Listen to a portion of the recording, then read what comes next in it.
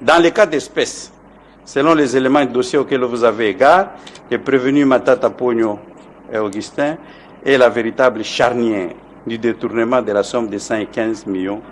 C'est lui qui a conçu et monté le projet, c'est lui qui a ordonné les paiements, c'est encore lui qui a choisi le troisième prévenu au mépris de la procédure. C'est encore lui qui est à la base de la création de la société FID Africa et du paiement à Desticlox.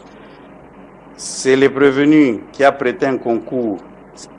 Le troisième prévenu, par contre, a prêté un concours indispensable à la sortie des fonds publics, concrétisant les détournements qui en était le but final. Il est donc au titre d'instigateur et d'organisateur, auteur intellectuel de détournement et si c'est... Bote bandeko balandi ya magazine d'actualité Christian Chevaux, puisque nous sommes Bozuli Bakou, ya Kolanda Biso, Mokodo Yalelo. Nous sommes aujourd'hui mercredi le 23 avril 2025. Bienvenue à ce nouveau numéro procès Matata Pogno. Maintenant, il s'agit que le messier a collignaté que Bafongola, Liboke, parce que Oezan Kati sur les alliés. C'est pourquoi on a un dilatoire, on procédure, tout ça. Ils savaient. Comment expliquer que un homme d'État, qui est dans la Cour de cassation, je ne suis pas justiciable à Sengi, non, je ne suis pas justiciable là-bas. Même chose. Donc, il y a aussi et finalement, les lots, ça me décide.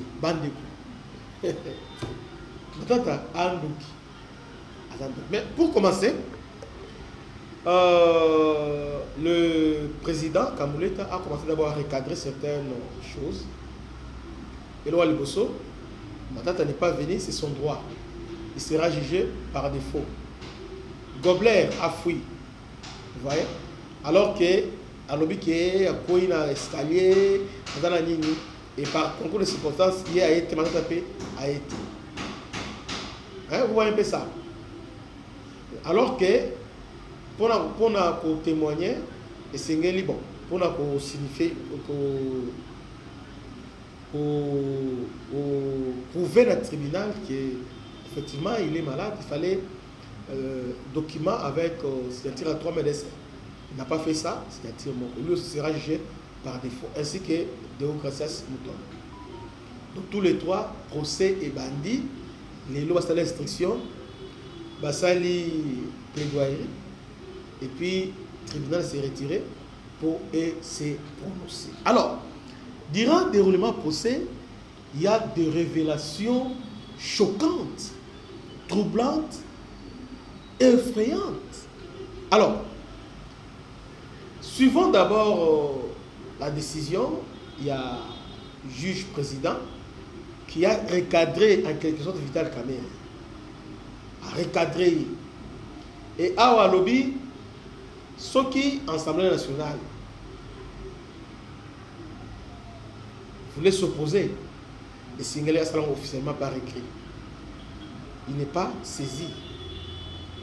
Il n'est pas saisi par écrit. Par conséquent, maintenant, elle ne peut pas s'appuyer. Oh non, je me remets à l'Assemblée nationale, le comité. Ils ont procès en cours. Vous voyez? C'est au tribunal de constater son absence, son refus de comparaison. Alors, suivons maintenant, comment ça s'appelle? Ndenge Nani, motivation et juge Kamuleta. Suivons. L'audience suspendue est reprise. La Cour retient le défaut à l'égard de tous les trois prévenus, tout en soulignant que, en ce qui concerne le prévenu Gobler, la loi est claire. Pour qu'un rapport médical soit pris en compte, il faut la signature de 3 médecins. Et pour le prévenu Matata, c'est son droit le plus légitime. On ne revient pas sur ce que le procureur général a dit. Mais on souligne tout simplement que la Cour n'a pas connaissance d'une quelconque décision ou prise de position de l'Assemblée nationale. Les députés peuvent parler, ils sont libres.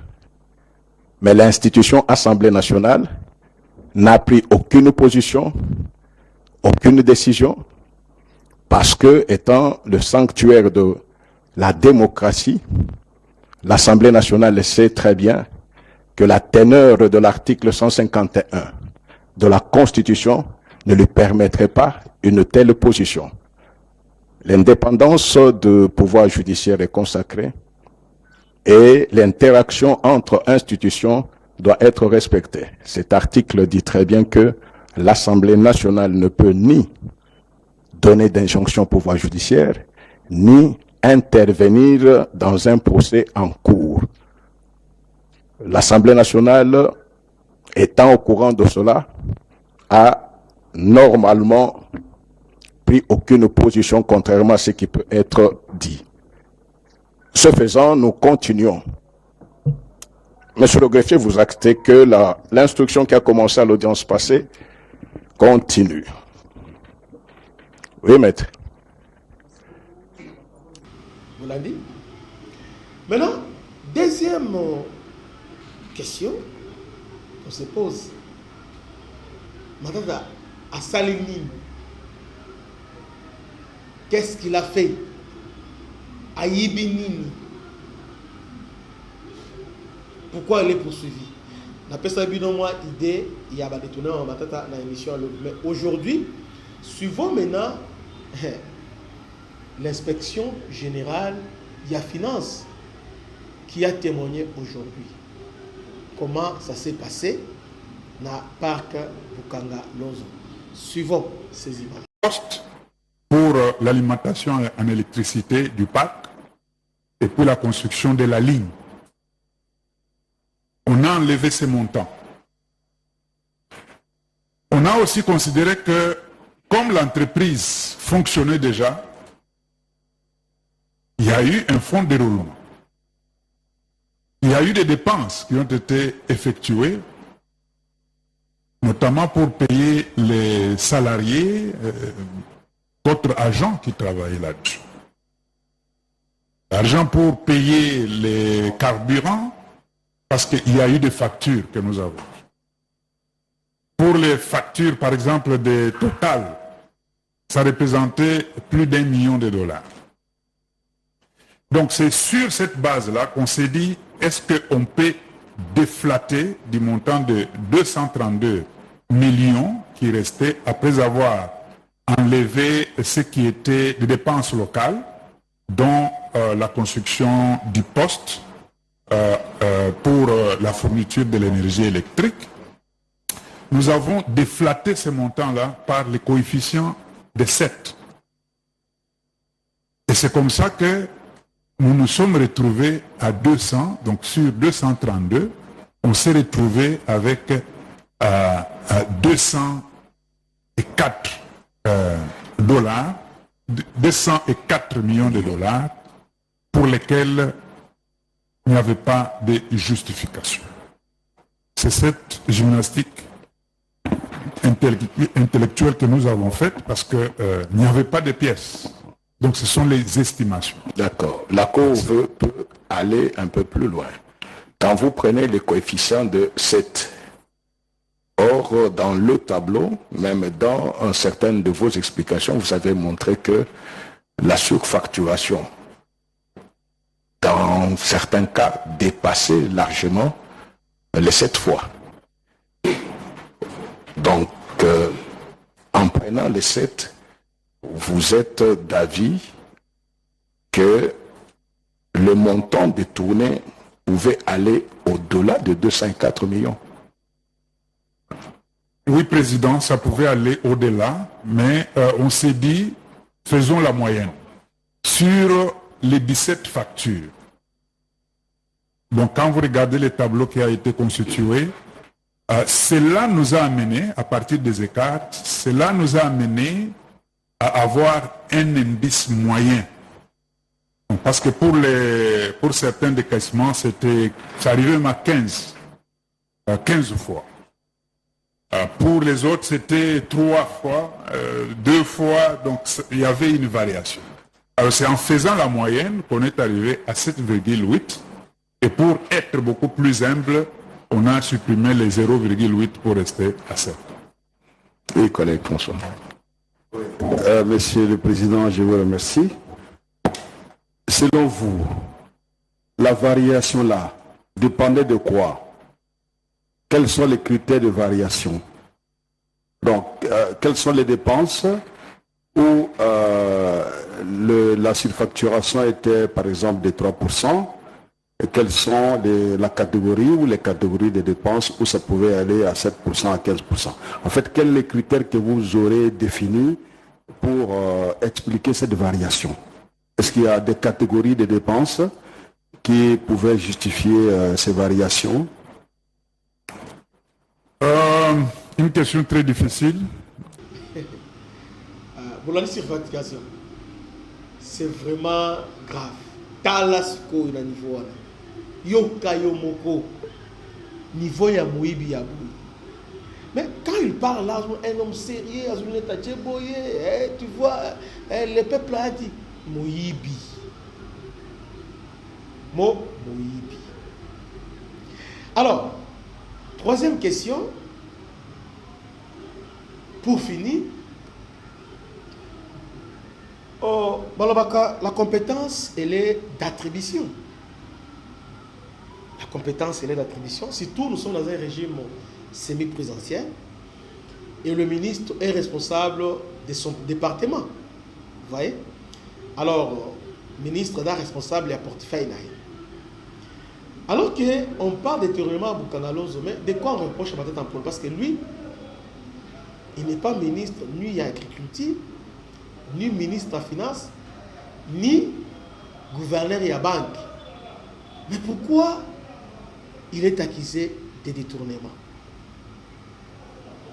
Pourtant, Matata est présenté devant la fin du monde comme modèle à leadership, à gestion, exemplaire, tout ça. Mais ce qu'on nous a appris aujourd'hui, c'est grave. Suivons le procureur général, a révélé Bissot comment Matata a écarté tous les ministres. Il a géré lui-même le projet avec Goblet, le projet parc agroalimentaire. Suivons. Et nous poursuivons effectivement, est venu Matata, Pogno et Grobler Christo en participation criminelle, dans la mesure où les sœurs Matata, comme les inspecteurs vous l'ont dit, a été les concepteurs, l'exécuteur, les gestionnaires et celui qui ordonnait tous les paiements. Et cela sans que ça ne passe par les ministères des tutelles à aucune phase de la procédure d'engagement ou au niveau du contrôle, au niveau du site ou des audits qui étaient effectués. Vous l'avez dit. Alors, je crois que vous avez maintenant désormais une idée de délinquant Matata. Qui il est réellement. Pourquoi Abano Kima, Abano Bo, et puis pourquoi Akimi, il ne voulait pas qu'on touche les fonds. Et aujourd'hui, il est démasqué. Alors, le ministère public à lobby, na réquisitoire, na lobby, va condamner à 20 ans de prison et il demande son arrestation immédiate.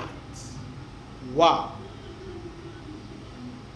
En même temps, je voudrais préciser ici, pour dire que devant le procès, le ministère public fait partie.